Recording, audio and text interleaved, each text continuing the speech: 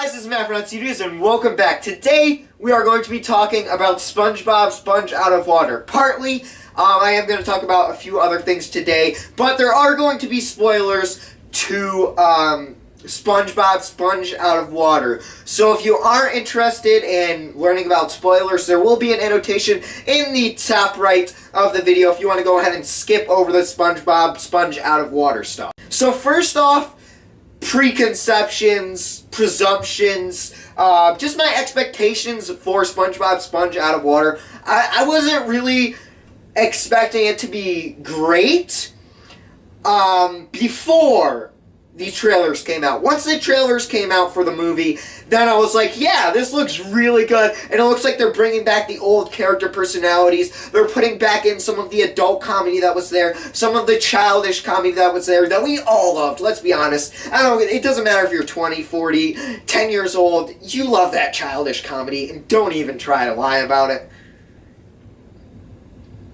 So that being said, it was a lot more geared towards the family aspect of things, whereas in the regular show for the past 3 years, all the episodes have been geared towards people with mental illnesses or people who are under the age of 5, which is really disappointing because it pretty much means that they put no effort whatsoever into the show. And that's partly because Nick has taken over SpongeBob, the show, a lot more than it was before, and, you know, the show has kind of just declined from there.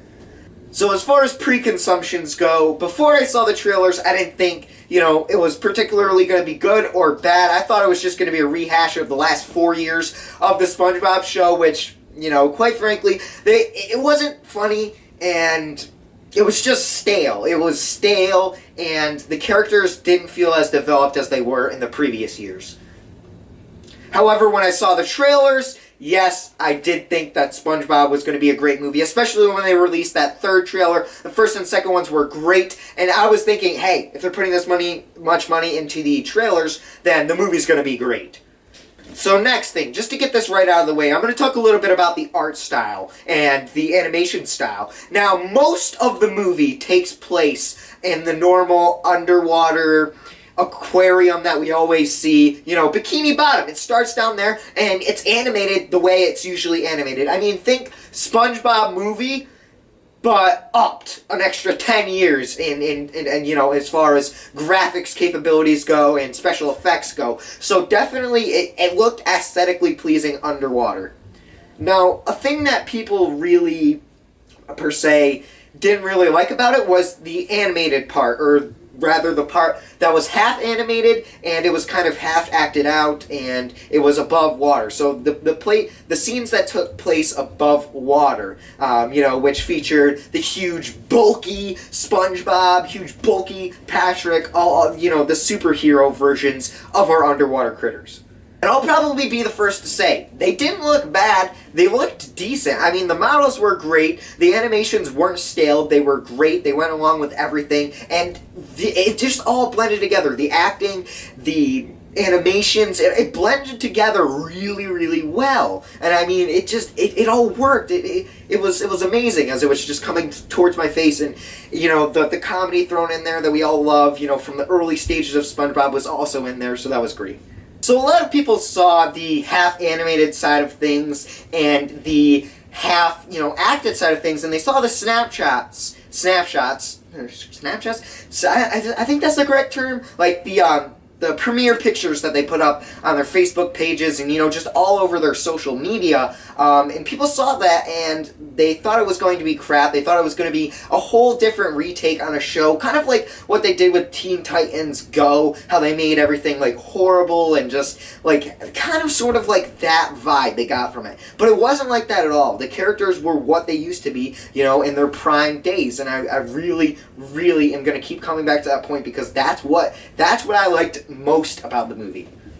So as far as character development goes and character personalities, it was very, very much like to the later 2006 years, maybe even back as far as to the 2004. So this is for old school, you know, SpongeBob viewers, and I really feel like it brought back the old school SpongeBob with the character personalities and character development. And, you know, it was a little bit unexpected that Plankton would be working for the greater of the team.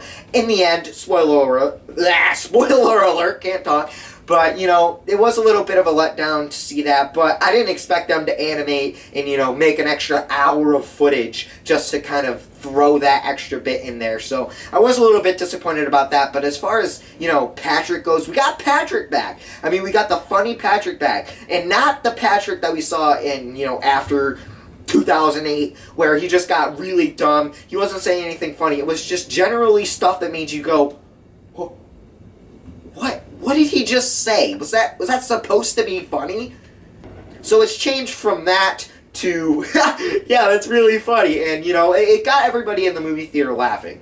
Now, as far as new additions go, and I'm just going to bring this up a little bit because, you know, there were a lot of new additions and new main characters, or they weren't really main characters, but they were kind of behind-the-scenes secondary characters that you would see throughout the movie, and they were very, very, very important. Maybe, I don't know if you'd consider them main, but they were secondary characters, and they were very, very important to the theme. Now, one of these guys was Bubbles, and he's this whale, and well, he's not a whale, he's a dolphin, apologies.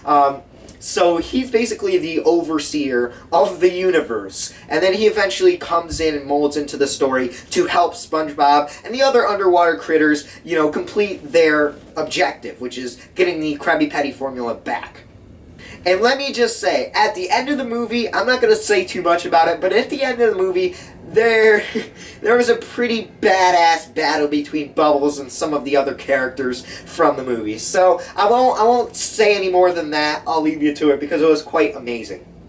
Okay, so now I've said a lot of good stuff about this movie. What didn't I like? And there's very few things that I didn't like about this movie. One of them was when they were traveling through the time machine and everything like distorted around them, and I was watching this in 3D, mind you, so everything was a bit disorientating, and there was really funky music playing, and I didn't feel like the music actually went with it, and everything was all just jumbled up when they were actually in the time machine traveling back and forth through time. And now was a little bit jumbled. It was a little bit, I feel like, just sloppily, clumsily thrown together, and just, it didn't feel complete. It didn't feel right. It felt weird. Like, and it also gave me a little bit of a disorientating feeling, being that I watched it in 3D and everything was like popping out. It was really, really sloppy.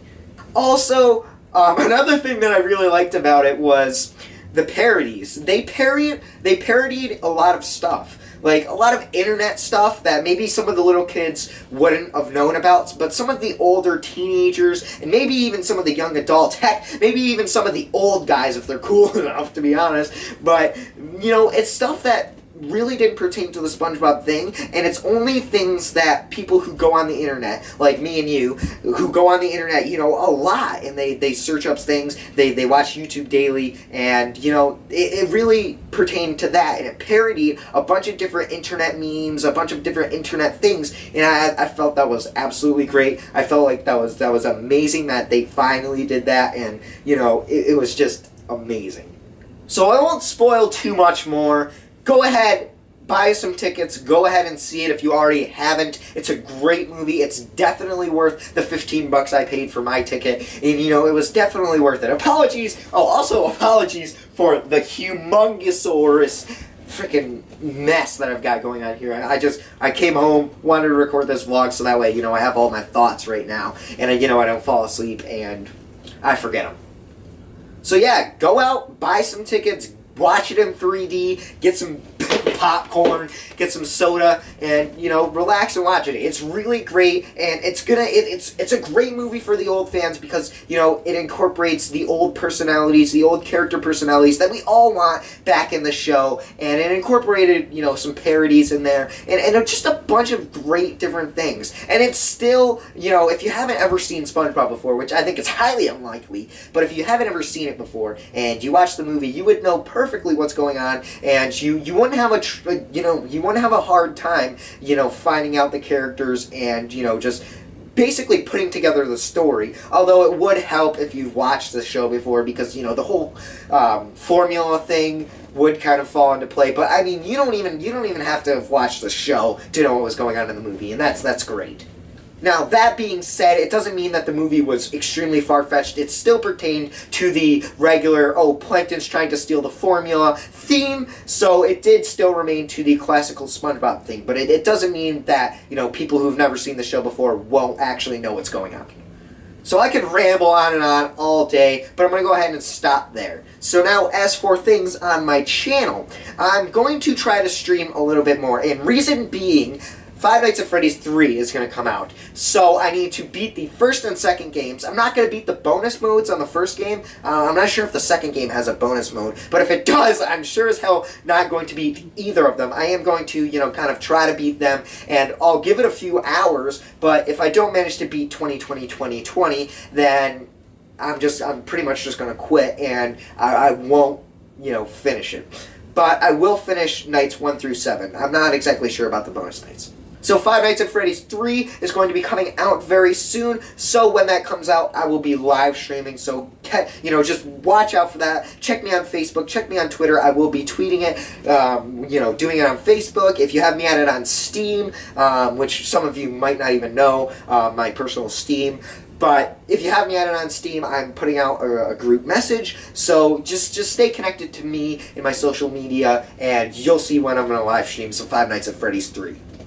And once again, I like to do this every vlog because I really feel like I don't thank you guys enough, but take this sincerely. I know there's no sincere way to put it in words and, you know, to express that and to give back to all my viewers. There's no proper way to do that, and, you know, that's just, it sucks to realize, but, you know, that's sort of the way things are. But I want to say it. Thank you guys. Thank you for subscribing. Thank you for watching this vlog.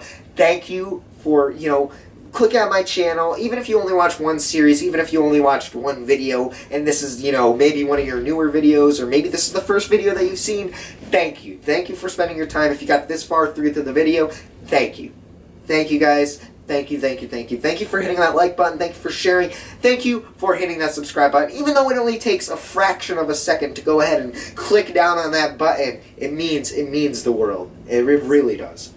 So that's all I've got for today. If you guys want to see some more videos, be sure to hit me up with a like and a comment. If you have suggestions for what I should do in the future, go ahead and hit me up with a comment. If you have personal opinions about the SpongeBob Sponge Out of Water movie and you want to go ahead and discuss that, feel free to hit me up in the comments. I'll try to reply to you guys. I'll try to debate with you guys because I really think that's awesome. Tell me what you think of the movie if you've seen it. If you haven't, go ahead and pick up some tickets and go see it. So, once again, thanks for watching, guys, and I will see you in the next one. Bye-bye!